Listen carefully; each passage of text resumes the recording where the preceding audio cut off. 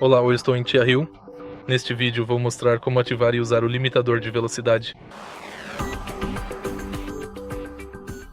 Para começar, vamos dar uma olhada no lado direito do volante. Bem aqui temos este botão de modo. Basta pressioná-lo 2 vezes. Agora o limitador de velocidade está ativado. Você pode ver isso por este ícone no painel de instrumentos. Para ativá-lo, incline o botão do lado direito para baixo.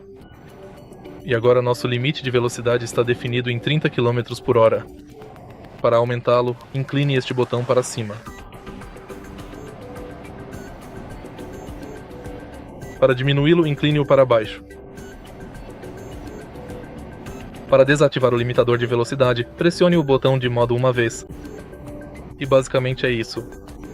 Se você achou este vídeo útil, por favor, curta, comente e se inscreva.